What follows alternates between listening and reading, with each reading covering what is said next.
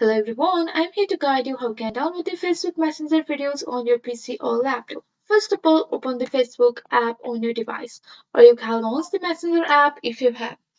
Also, you can navigate to your browser and just go for the facebook.com and log into your account. Once you have the login to your account, you can see the Messenger option or icon here. Just go and tap on that and select one of the chat here.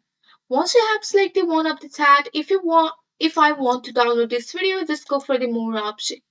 And also you have to just go for that video here and you have to just go for that video and play that video. After playing that video here, you will see the download option here, which is on the top right corner of the screen beside the cross icon. Just go and tap on the download icon.